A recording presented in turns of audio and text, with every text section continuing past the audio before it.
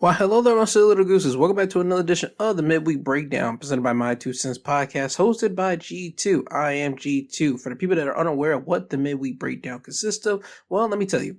It consists of one or two things. On certain episodes, I talk to you guys on one specific theme, and on certain episodes, I'll talk to you guys about a couple different little topics, and all this is all within 10, 15, sometimes even 20 minutes. And then after the end of each episode, I'll be playing you guys your song of the week to get you guys out of here. So that's what the midweek breakdown consists of.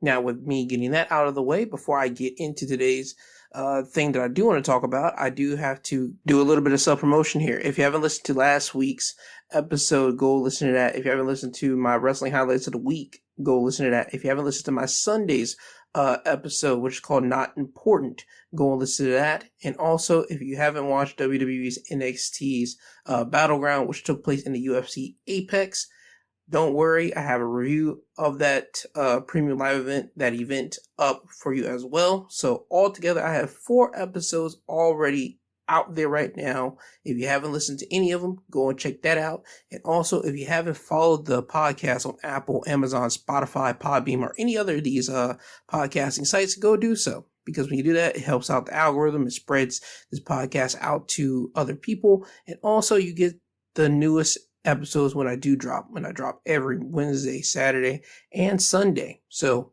please do that. Now, with the self-promotion out of the way, let's get on to what I want to talk about. I want to talk about Hunter Biden. Hunter Biden has been found guilty of 3 felony charges. It was announced Tuesday. After just 3 hours of deliberation, the 12-member panel concluded that the prosecution proved that Biden lied about his addiction to crack while applying to purchase the firearm that he illegally possessed the handgun for 11 days. Hunter Biden is now the first child of a sitting U.S. president to ever be prosecuted and convicted of a crime. Now, the 3 crimes, or the 3 felonies that he was convicted of, was 1, lying to a federal licensed gun dealer, 2, making a false claim on a federal firearms form used to screen applicants, and 3, possessing an illegally obtained gun. The charges carry a maximum sentence of 25 years and fines of up to $750,000. That's $750,000. However, there is no minimum sentence. So right now, they have up to 120 days to find out the sentencing for Hunter Biden. And right now, I don't think he's going to get any type of jail time. It has been stated that he is a first-time offender. He has no type of thing on his record, at least of being found guilty or something like this. They are saying that he is expected to receive far less or even no jail time. And they are saying that Biden could appeal this verdict. And he's also facing a federal trial on tax charges, which is set to begin September 5th in Los Angeles. Now, let me state this, and I mean this from the bottom of my heart. Do you remember when I came on this broadcast, I want to say about a year ago, maybe, when the White House mentioned how they had a powdery substance that they found, and they could not find out who that powdery substance belonged to? I said at that time, and to my heart of hearts now, I feel that Hunter Biden had that powdery substance, and that was his. Whether it was cocaine, crack, whatever it was, that was his, and he was doing drugs in the White House. Now, again, can I prove that? No. Can anybody prove that? Probably. Can the White House prove it? More than definitely, if they actually want to put that type of footage or any type of that crap out there. But they're not going to do so because they will damage not only their reputation, because people will ask, you guys allow a drug head, an admitted drug addict, to do cocaine and or crack in the White House, and it will drag smut onto Joe Biden's name. They will not do that, especially since Joe Biden is still your sitting reigning president right now. That would just, again, put smut on his name and say, you allowed your son to do that. How dare you? In the most hallowed of halls, sacred of place in the United States, the White House, all that stuff, right? I don't know what to say, but 2024 has been a complete crapshoot. Completely. Right now, as it stands, right, we are facing the rematch of 2020, Biden and Donald Trump, yet again.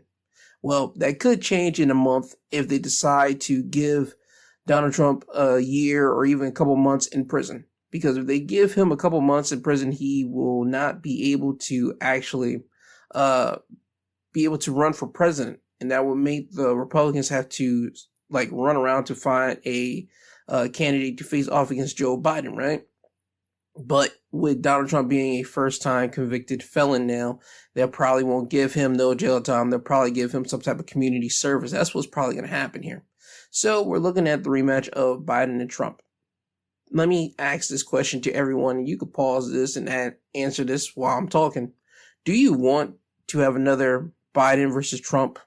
Do you want that? I don't think a lot of people do, to be completely honest. I think people want neither Trump or Biden to be in the seat of power, personally.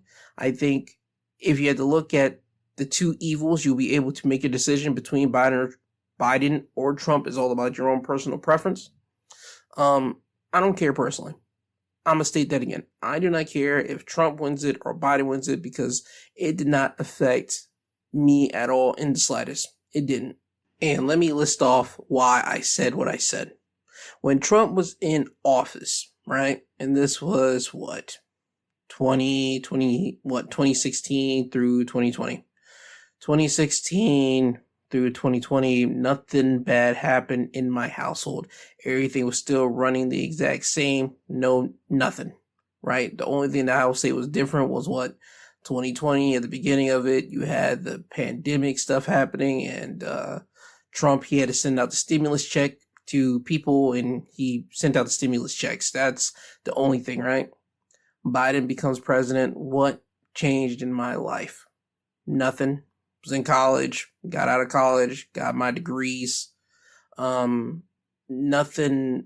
of Biden's legislation or anything kind of helped me at all. I mean, it helped other individuals that are older than me, that have had college debt. Some of them were able to get forgiven for their college debt. So, I mean, they have some type of allegiance to Biden, but I don't have no allegiance to Biden nor Trump. But I will say this, when you look at both of the two candidates, I will say I don't want neither because they're both old men. They are old. We don't need older statesmen running the country. We don't need people that are 70s or in their 80s running for president. We don't need it. We need someone that's in their late 30s, like 37, 38 type business, or someone that's in their early 40s, like 40, 41, 42 type of deal. Because they're still coherent, they're still able to bend, and they're still able to evolve and change the way how some laws actually will get done.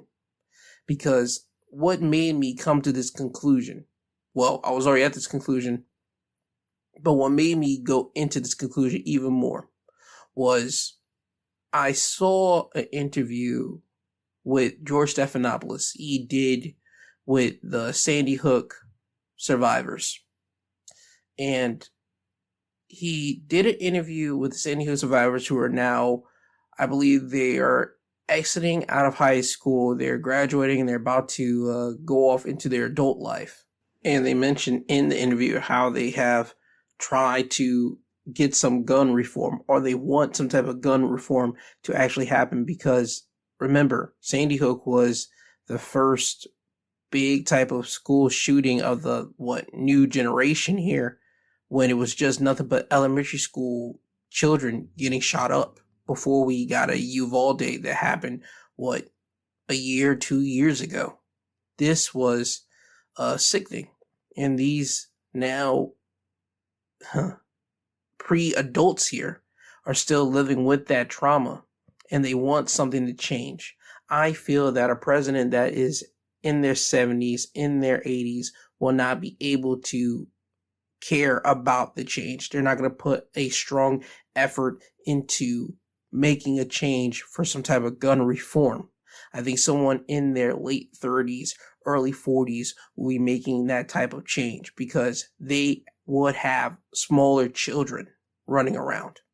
And if a president were to see children that are their kids' age get gunned down at a school, their hearts would immediately like immediately sank. Their whole body emotion would get changed, and they will actually want to get the job done so that no other parent will feel that type of way, because they would envision their kid being at that school dying.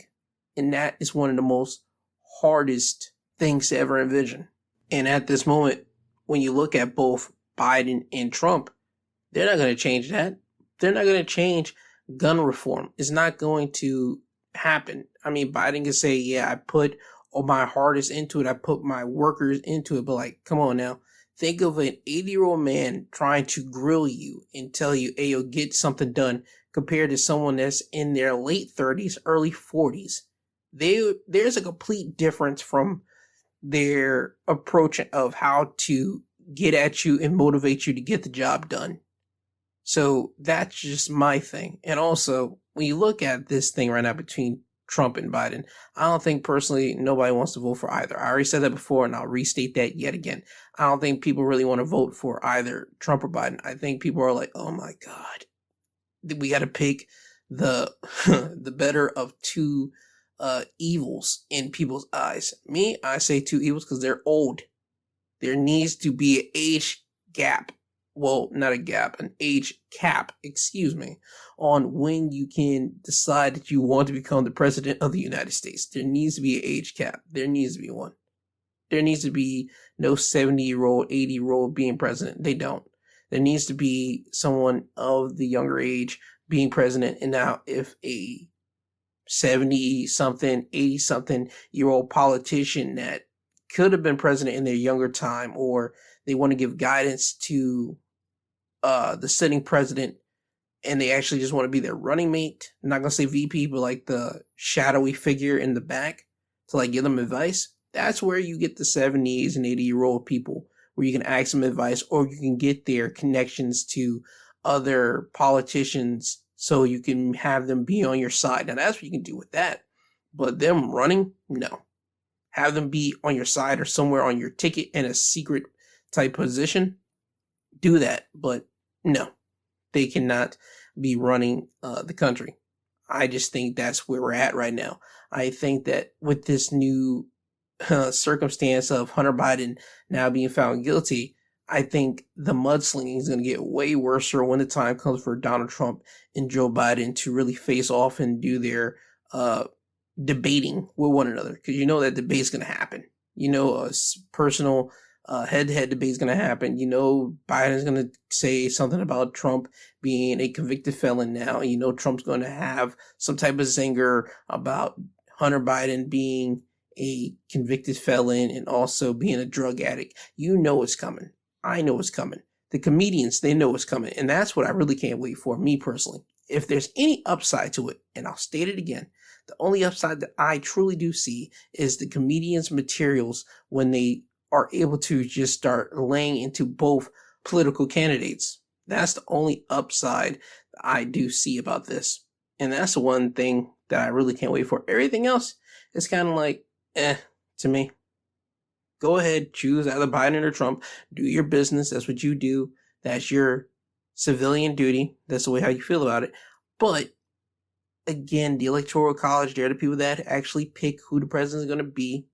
But you can say that your guy won if your guy happens to win it because you did your whole voting thing. Go ahead and go along with that if you feel like it. But again, we're just in a new age in 2024 now. 2024 has been a complete crapshoot with this whole thing. Again, we're in an election year. I don't like how this thing is right now. I just wish that we would have gotten some other different type of candidates. Me personally, younger candidates.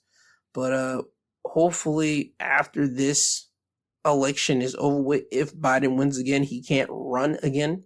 We actually will get younger people on both sides. And that, I think, will bring out a better turnaround, or at least a better turnout than I think we're going to see in November. And again, I want to make this perfectly clear to everyone. I'm not a political podcast. Even though this sounds like a political episode, this is just me surveying the landscape after what just happened, these last 2 weeks.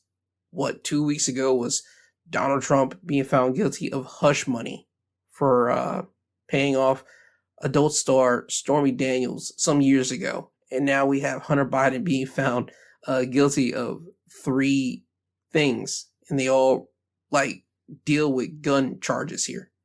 This is ridiculous where we're at in 2024, especially in the political space, and especially since it being a election year. This is ridiculous. I believe this is probably the most controversy, not even like controversy, but this is the most, I'm going to say, mudslinging the contest that we're probably going to be seeing out of 2 potential presidential candidates in some time. I think probably the last one was Trump and Hillary. So that was 2015, 2016, when they actually did their whole running against one another business. I can already see what's coming.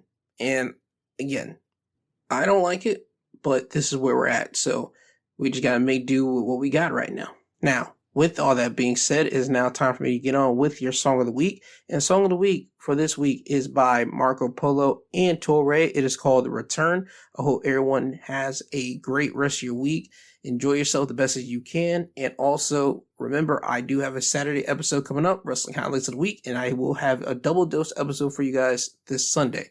It'll be the regular Sunday episode and also a wrestling review where I talk about WWE's Clash of the Castle event that will be happening Saturday. So with that being said, again, Song of the Week for this week, Marco Polo and Torae, The Return. Have a great day, everyone. In 2009, we dropped the hardest shit that you ever heard. Real rap, spit fat shit in every word. Every Jeep, every iPod on every curb. Every thug, every nerd spitting every word. Waiting on a return, we back like recliner chairs. Man monologue, y'all shit vagina care. No designer here, my bros in the A. Or rather yap you, then dap you, applaud with the K. I record with the yay. Couple slaps keep the hood moving. College dropout, but I make good music. If you could do shit or shut the fuck up. Wanna act bougie, get stuck up. This is where the Tim's getting scuffed up, the beard's looking scruffed up. I'm still dressed in all black, ain't no puff stuff. Shiny suits now, I make mine a camo. With MP on the ammo, I'm Rambo. First blood, hooking you in, shit is the worst drug. Trying to ride till you die, I'm the hearse plug. You trying to spit the best bars, I'm the verse plug. Word to daylight, they my first plug. Either you get it or you learn. Play with fire, you get burned. See them wind up in the urn, trying to earn. Case closed, confirmed, I can see you concerned. You had to yearn. Now they ready to rejoice at the return. It's the return. So here we go again. Back together with that classic terror. Better than before, illa metaphors. I'll make a wreck from the door, even harder than before. The wait is over. Here we go again. Back with a vengeance. Better than we ever been. Bow. The bang, giving you the pain. Double barrel, blast shots, living to your brain. I slow flow y'all to death, but still breathe life in the bars with each breath.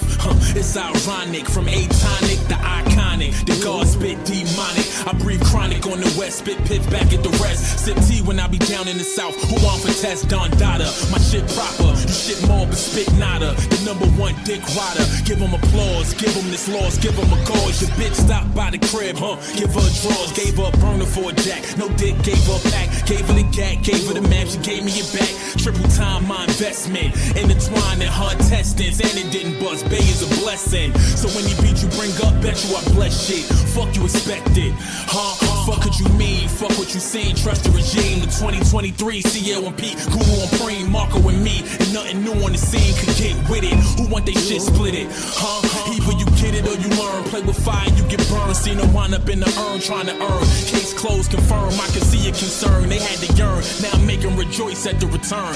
It's the return. So here we go again. Back together with that classic terror. Even better than before, illa metaphors. I'll make a wreck from the door, even harder than before. The wait is over. Here we go again. Back with a vengeance. Better than we ever been. Bow. Giving you the pain. Double barrel, blast shots, living to your brain.